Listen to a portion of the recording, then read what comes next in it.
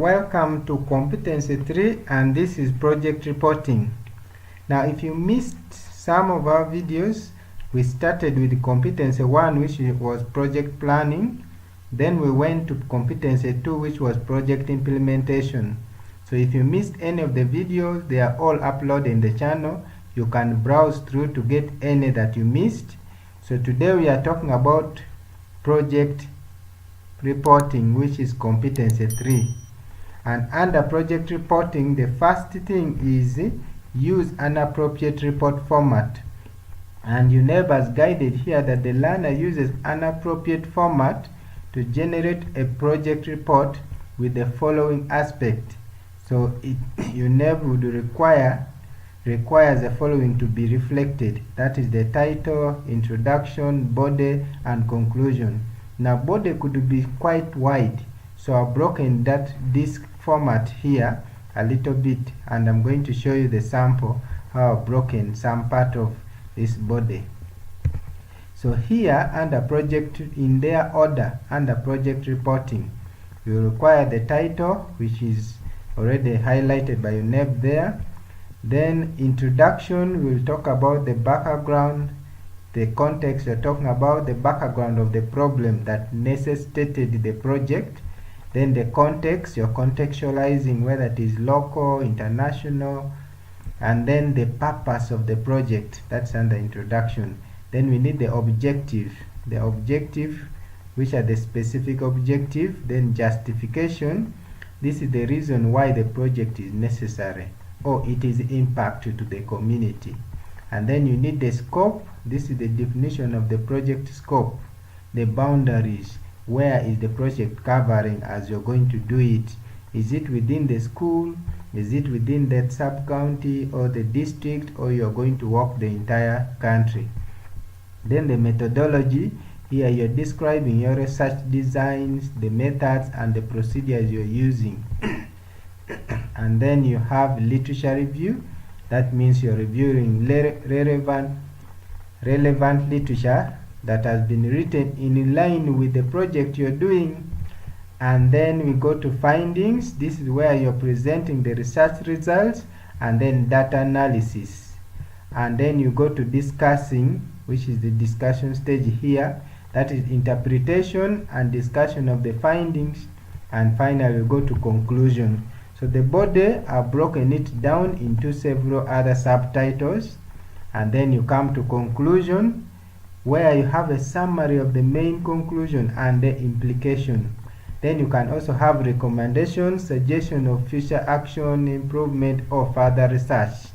So here you can suggest what can be done based on your conclusion, but you can also make suggestions for those who may need to do further research in the future. And then the limitations, what limited you not to achieve as maximum as possible.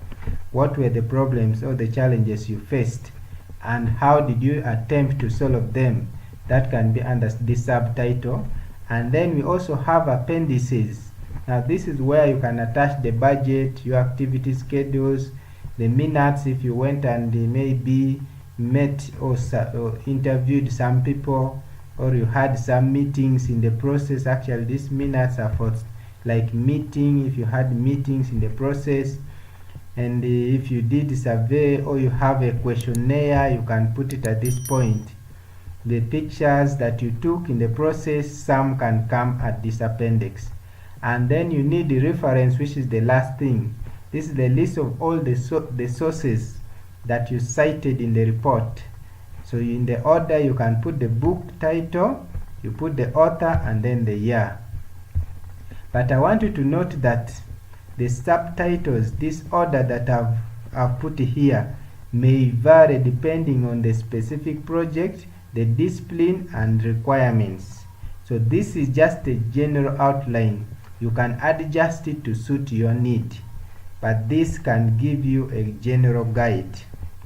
So when we go back to UNEB report here, so if you looked at the other outline, all are included. So if the learner used such an outline, all of this will be ticked, and then you count and put in this box. And then going to develop content of the project report for the introduction.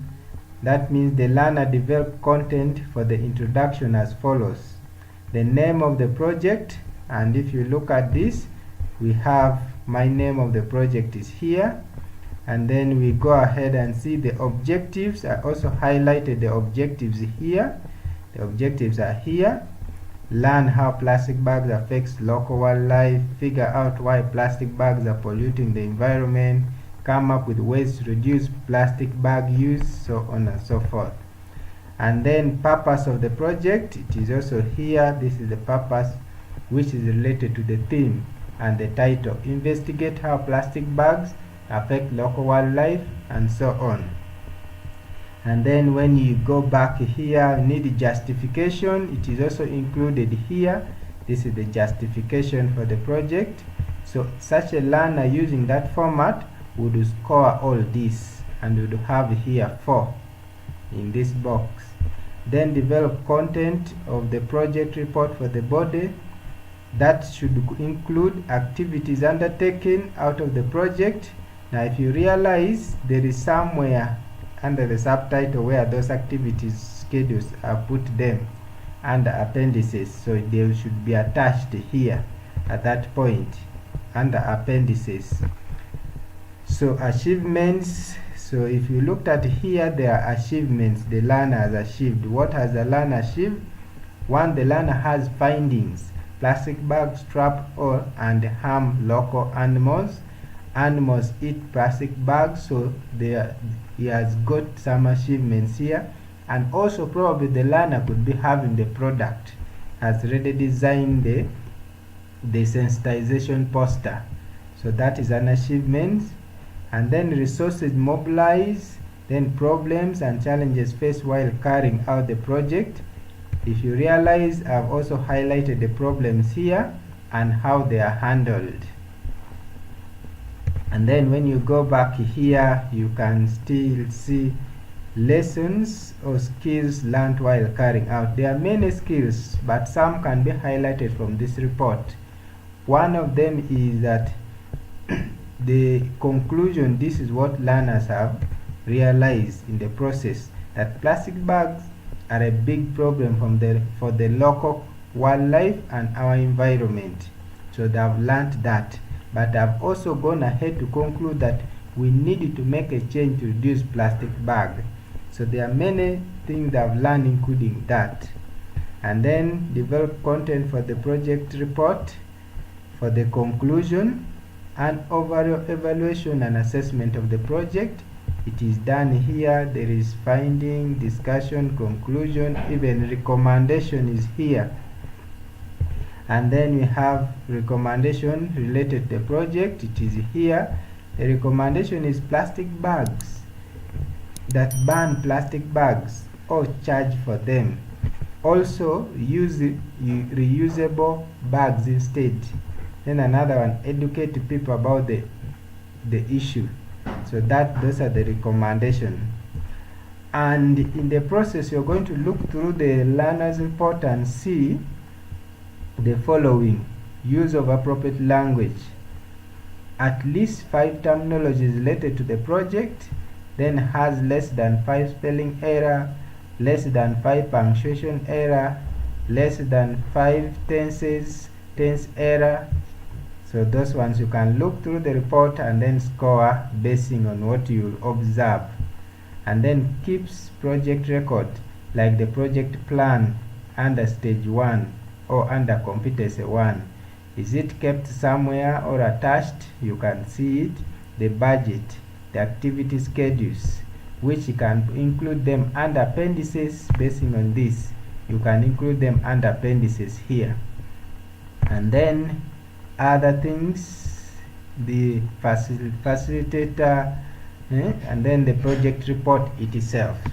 So that is it mainly about this competency.